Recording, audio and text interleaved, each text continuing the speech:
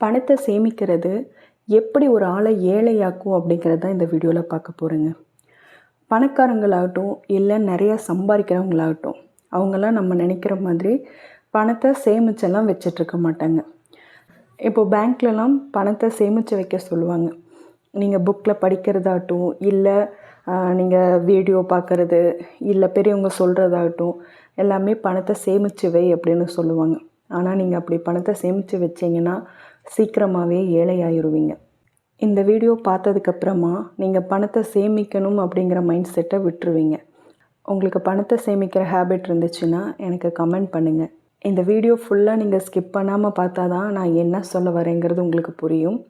இப்போ தான் first time நம்ம வீடியோ பார்க்குறீங்கன்னா மறக்காமல் நம்ம சேனலை சப்ஸ்கிரைப் பண்ணி வச்சுக்கோங்க. 100% மக்களில் 97% புவராக, middle class, upper middle class இந்த மாதிரி இருக்காங்க. 3% தான் வெல்த்தி பீப்புளாக, ரிச் பீப்புளாக இருக்காங்க.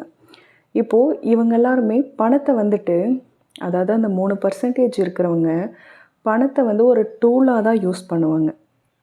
அவங்க ஒன்று பணத்தை ரொட்டேஷன் பண்ணுவாங்க, இல்லைன்னா ரீஇன்வெஸ்ட்மெண்ட் பண்ணுவாங்க.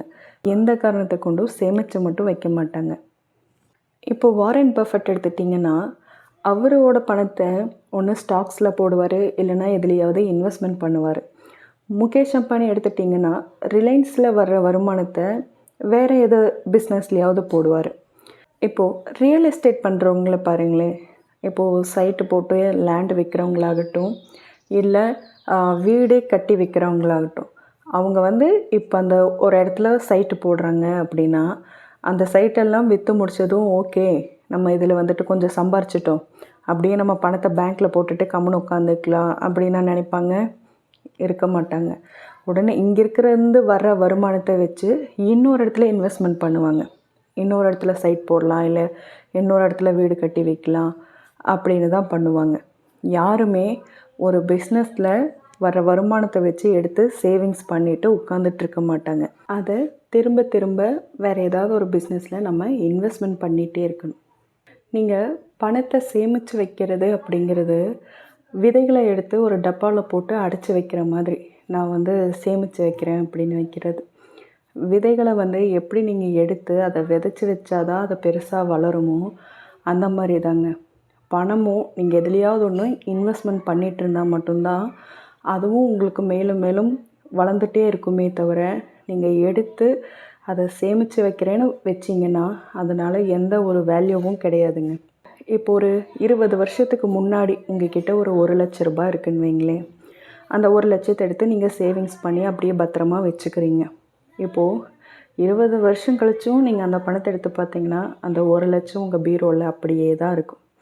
இதுவே 20 வருஷத்துக்கு முன்னாடியே நீங்கள் அந்த 1 லட்ச ரூபாயை எடுத்து நீங்கள் ஒரு தங்கத்துலேயோ இல்லை ஒரு லேண்ட்லேயோ இல்லை ஏதாவது ஒரு பிஸ்னஸ்லேயோ கூட நீங்கள் இன்வெஸ்ட்மெண்ட்டாக பண்ணியிருந்தீங்கன்னா இப்போ 20 வருஷம் கழித்து யோசிச்சு பாருங்கள் அதோட வேல்யூ என்னென்னு.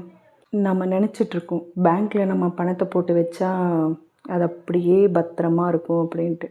இல்லைங்க, அது வெயிலில் வச்ச ஐஸ்கிரீம் மாதிரி அது உருக்கிட்டே தான் இருக்கும். இப்போது ஒரு மிஷின் இருக்குதுன்னு வச்சுக்கோங்களேன். அது வேலையே செய்யாமல் அதை அப்படியே வச்சுருந்தோன்னா அது அப்படியே துருப்பிடிச்சி போயிடும்.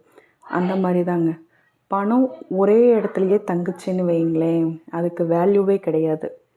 இந்த வீடியோ பார்த்ததுக்கப்புறமா உங்களுக்கும் ஒரு அவேர்னஸ் வந்திருக்கும்னு நினைக்கிறேன். ஏன்னா பணம் ஒரு 10,000 இருக்கா, நம்ம எடுத்து கம்முன்னு பீரோவில் வச்சுக்கலாம், இல்லை ஒரு 50,000 இருக்கா அதை அப்படியே பத்திரமா வச்சுக்கலாம் அப்படின்னு நினச்சிட்ருக்கிற ஆளாக இருந்தீங்கன்னா நீங்கள் எடுத்து வைக்கிற பணம் தான் உங்களுக்கு அப்படியே இருக்குமே தவிர அது மேற்கொண்டு உங்களுக்கு அதனால் எந்த ஒரு வேல்யூவும் இன்க்ரீஸ் ஆகாது.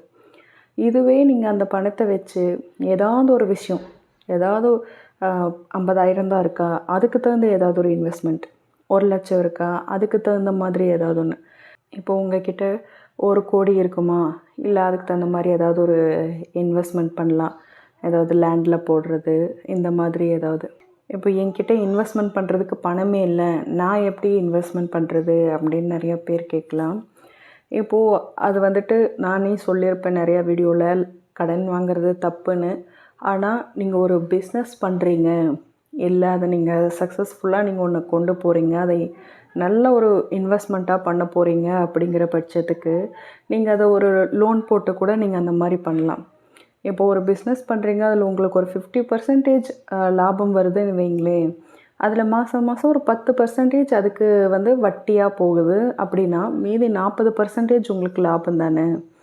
அந்த மாதிரி ஏதாவது லோன் வாங்கி கூட நீங்கள் அந்த மாதிரி ஏதாவது ஒரு பிஸ்னஸ் பண்ணியோ, எதுலையாவது இன்வெஸ்ட்மெண்ட் பண்ணி இந்த மாதிரி நீங்கள் பணத்தை பெருக்கலாம். அதை விட்டுட்டு என்கிட்ட எதுவும் பண்ணுறதுக்கு பணம் இல்லைனோ, இல்லை எனக்கு இருக்கிற பணம் போதும், இதை எடுத்து நான் அப்படியே சேர்த்து வச்சுக்கிறேன் அப்படின்னு இருந்தாலோ, அந்த பணத்தை வச்சு நீங்கள் பணக்காரன் ஆக முடியாது, ஏழை தான் ஆக முடியும். இனி மிடில் கிளாஸாக இருக்க மாட்டீங்க அப்படின்னு ஒரு வீடியோ போட்டிருக்கேன். அந்த வீடியோவோட லிங்க்கை நான் கமெண்ட் பாக்ஸில் கொடுக்குறேன். உங்களுக்கு டைம் இருந்தால் நீங்கள் அந்த வீடியோவையும் பாருங்கள்.